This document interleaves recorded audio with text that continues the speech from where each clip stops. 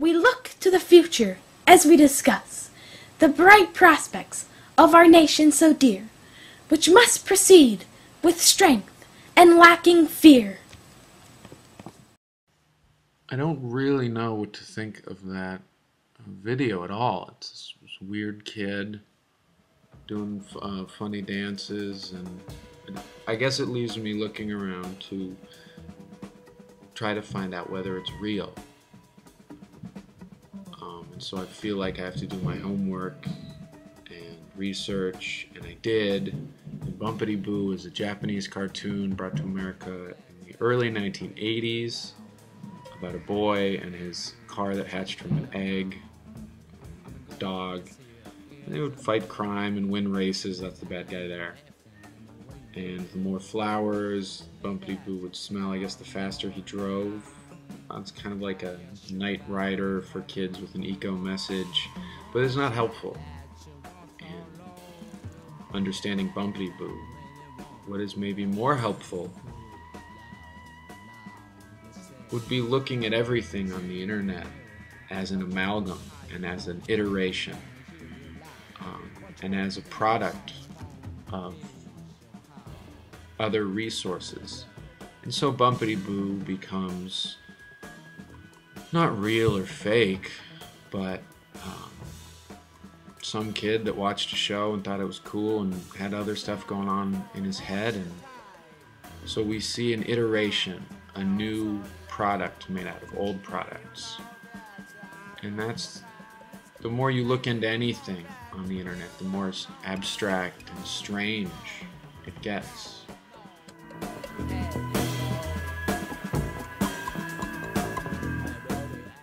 Tell you what show I do like.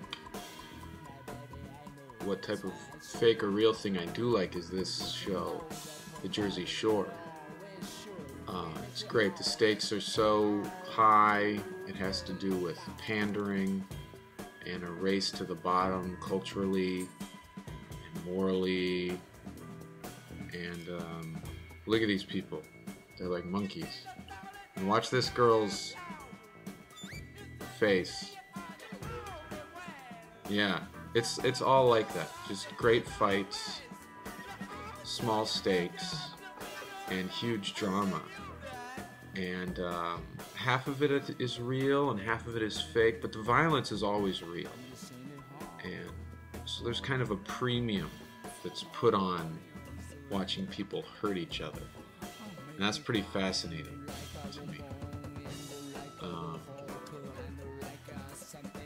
I got into that show because of my girlfriend, whose name is also Kelly.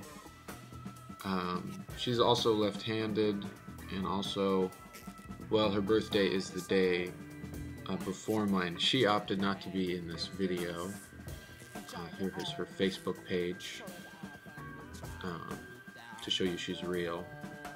Yes, this is us flying a kite in Portland, us visiting the Goonies house a couple hours away, and we met a cat there that we like.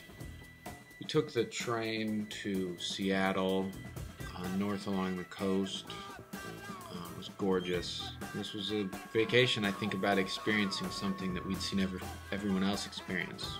We took this picture at the Space Needle. She took one too. And it's maybe too much to discuss, but this is a common picture, and you take it to fool people. And maybe that's sort of an innate human quality, the wish to be in on the joke, the same joke as everyone else. At the same time, though, there is a push to understand and categorize things. In fact, Kelly and I go by Kelly John and Kelly Marie for the sake of other people's understanding. We started going by this when my uncle, who we visited last summer, started calling us that. He's a retired rocket scientist with one of those golden plaques from Voyager on the wall of his bedroom. And Kelly and I went to go live like him for a week up in the mountains. and to experience that area in Colorado, which is very beautiful. The artist Christo was drawn to it and was going to rap the river, but the locals didn't let him. They voted it down. They were happy with it as is. And it is beautiful with trees and birds, and hills, and flowers, and every afternoon there's a storm that sort of blows through, and you have to take shelter inside.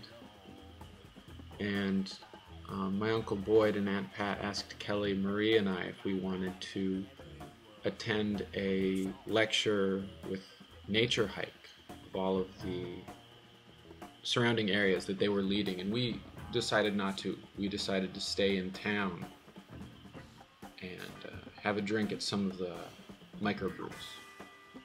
Microbreweries, anyways, we would stay in the afternoons when there was a storm, and we would watch Twin Peaks then. We weren't watching Jersey Shore. And Twin Peaks seemed to make so much sense in that area. And here's my favorite scene from the movie Twin Peaks, Fire Walk with Me, which we watched when we were there, in which Kyle MacLachlan, as Special Agent Dale Cooper, is checking to see if he is whole. And by doing so, he's checking to see if he is real. And as an FBI agent, he sort of plays the ultimate human, and he's always searching for truth in any situation. And in this situation, it seems to me that he comes to understand, well, he comes to understand that there are things that he does not understand, that he is not whole, and that biological wholeness is no longer truth for him.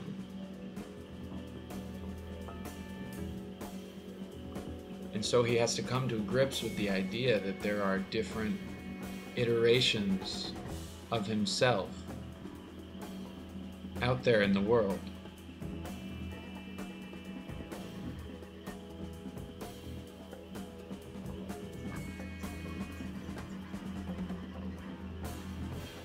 And so surely, returning to Bumpity Boo, then, we're doing a disservice to ourselves. I'm doing one to myself by expecting any more than just a surface truth from my reading of this video. It's happening, and I can take it or leave it. Because anything more than that, you get kind of weighted down in the history and the anonymity. And so maybe the internet is best looked at as sort of a wishing well of stories, and to not worry about the truth, because, I don't know if Bumpity Boo was telling the truth, and who knows if I was telling the truth. But instead of having a reductive view where you chip away at truths, it's necessary to have a more expansive view, and to view acceptance as a new form of knowledge. I accept this because I know it exists, because I've seen it. And maybe that's all that we can learn from Bumpity Boo. The end.